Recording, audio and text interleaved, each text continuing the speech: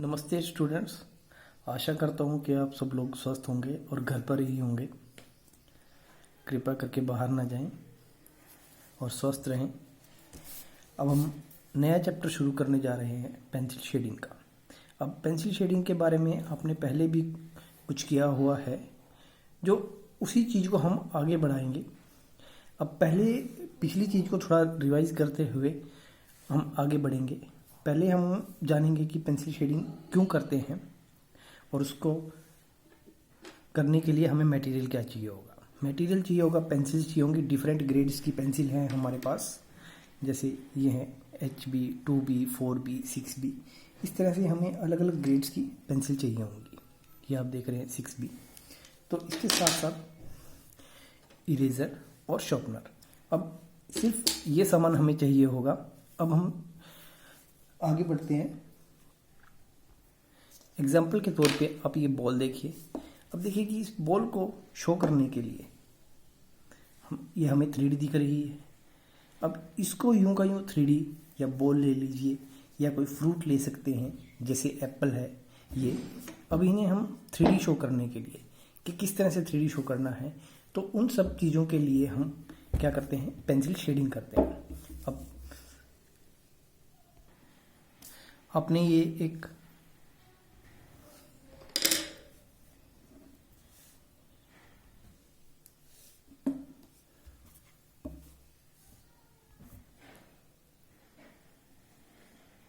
देखिए, जब तक मैंने इसमें शेड नहीं की सर्कल में, तब तक ये सिंपल एक सर्कल ही दिख रहा है। इसमें कोई 3D का इफेक्ट नहीं है।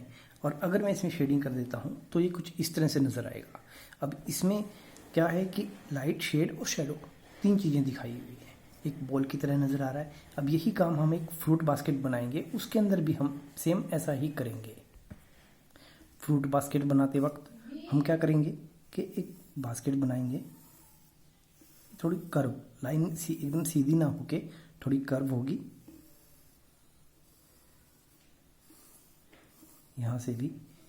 और इसके अंदर कुछ फ्रूट्स रखेंगे, बनाना, एप्पल, ऑरेंज, ये सब चीज़ें। ये हमारी एक फ्रूट बास्केट बनके तैयार हो गई। अब हमें इसमें शेडिंग करनी है। शेडिंग के लिए हम सबसे पहले किसी भी एक फ्रूट को चूज़ कर लेंगे। पहले देखेंगे कि लाइट का सोर्स किस साइड से है, लेफ्ट से या राइट से। अगर राइट साइड से आ रहा है सोर्स, तो राइट साइड से हम लाइट शो करेंगे और दूसरी साइड हम शेड शो करेंगे। अब देखिए, लास्ट वाले फ्रूट में हम करते हैं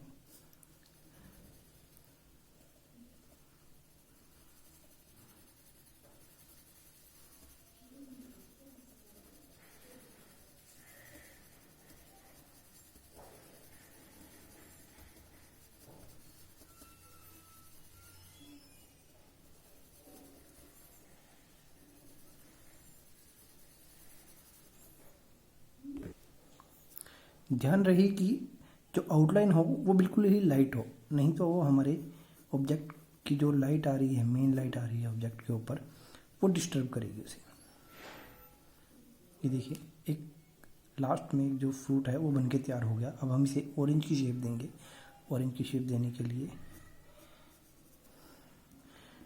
स्मॉल डॉट्स लगा देंगे इसके ऊपर। इसी तरह से हम बाकी फ्रूट्स के अंदर भी करेंगे। अब देखेंगे कि हमने डिफरेंट ग्रेड्स की पेंसिल क्यों ली हैं। हमारे पास फ्रूट्स होते हैं, सभी का अलग अलग कलर होता है। जैसे ये बॉल है, ये अलग कलर की है, और ये एप्पल है, ये अलग कलर का है। तो इसमें क्या है कि हमें डिफरेंस क्रिएट करने के लिए कि कैसे डिफरेंस है, किसमें अगर लाइट कलर है तो लाइट कम ग्रेड की पेंसिल लेंगे, अगर डार्क कलर है तो ज़्यादा बड़े ग्रेड की पेंसिल लेंगे। पेंसिल शेडिंग करते वक्त एक चीज़ का और ध्यान रखें कि जब हम शेडिंग कर रहे हों, हमारा हाथ इसके ऊपर ना लगे। इन चीज़ों का खास कर ध्यान रखें। आपने देख लिया होगा कि जिस तरह से ऑरेंज, एप्पल वगैरह में सब में शेडिंग की गई है। कुछ ऑरेंज है, हमारे पास बनाना भी है। लाइट कलर और लाइट और डार्क शेड में शेडिंग की जा रही है। अब इस चीज़ का ध्यान रखें कि पेंसिल को जब हम शेडिंग करें तो सीधी ना पकड़ें, तो थोड़ी स्लांटिंग में ही रखें, इस तरह से। आप देख पा रहे होंगे कि जिस तरह से हमने बाकी फ्रूट्स में शेडिंग करी, बास्केट में शेडिंग करी, ऐसे ही हम बनाना में भी शेडिंग करेंगे।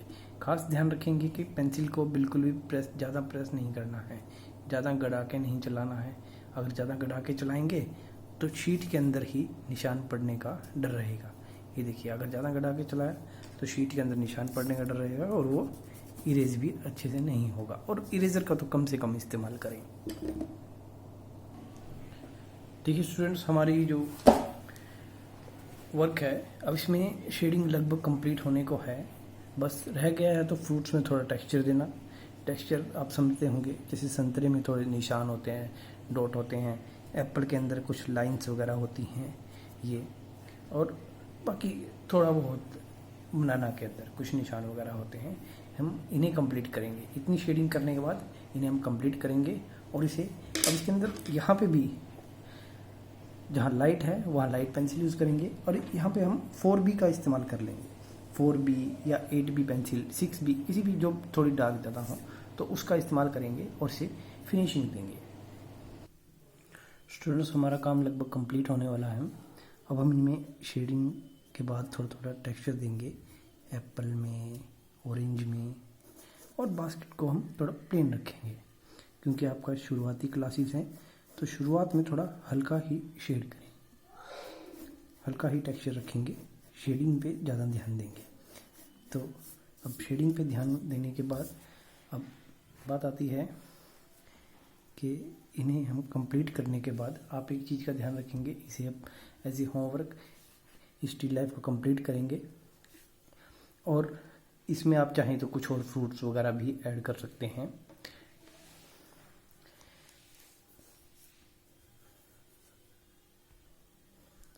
तो ये होगी आपकी स्टिल लाइफ कंप्लीट या फ्रूट बास्केट।